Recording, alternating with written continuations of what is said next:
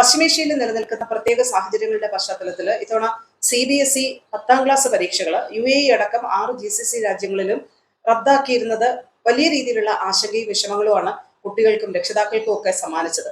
അപ്പോൾ പരീക്ഷകൾ തുടർന്ന് നടത്താനുള്ള ഒരു സാഹചര്യം നിലവിലില്ല.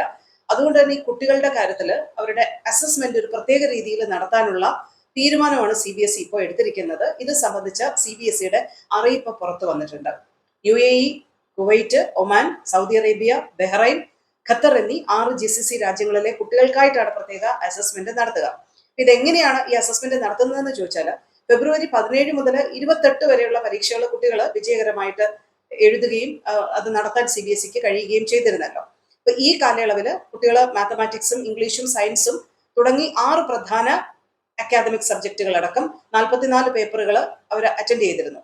അപ്പൊ ഇതില് 16 ലാംഗ്വേജ് പേപ്പറുകളും സ്കിൽ അടിസ്ഥാനത്തിലുള്ള 22 സബ്ജക്റ്റുകളും ഉണ്ട്. അപ്പം മൂല്യനിർണ്ണയം ഉറപ്പാക്കാൻ ഓരോ വിദ്യാർത്ഥിയും പൂർത്തിയാക്കിയ പരീക്ഷകളുടെ എണ്ണം കൂടി പരിഗണിച്ച് കാറ്റഗറി അടിസ്ഥാനത്തിലുള്ള വിലയിരുത്തലാണ് നടത്തുക എന്നാണ് പറഞ്ഞിട്ടുള്ളത്. എല്ലാ പരീക്ഷ എഴുതിയ കുട്ടികൾക്ക് അവരുടെ യഥാർത്ഥ പ്രകടനം വിലയിരുത്തിയാണല്ലോ മാർക്ക് നൽകുക. അതേസമയം 4 പരീക്ഷ എഴുതിയ കുട്ടികൾക്ക് അവർ മികച്ച പ്രകടനം നടത്തിയ 3 വിഷയങ്ങളിലെ ശരാശരി മാർക്ക് കണക്കാക്കി ബാക്കിയുള്ള വിഷയങ്ങൾക്ക് മാർക്ക് നൽകും. ഇനി 3 വിഷയങ്ങളാണ് കുട്ടി പരീക്ഷ എഴുതിയതെങ്കിൽ അവർ എഴുതിയതിൽ കൂടുതൽ മാർക്ക് ലഭിച്ച 2 വിഷയങ്ങളുടെ മാർക്കിന്റെ ശരാശരി കണക്കാക്കിയായിരിക്കും ബാക്കി വിഷയങ്ങൾക്ക് മാർക്ക് നൽകുക. 2 പരീക്ഷ മാത്രം എഴുതിയ കുട്ടികൾക്ക് ആ വിഷയങ്ങളിൽ ലഭിച്ച മാർക്കിന്റെ ശരാശരി കണക്കാക്കി മാർക്ക് നൽകുകയും ചെയ്യും.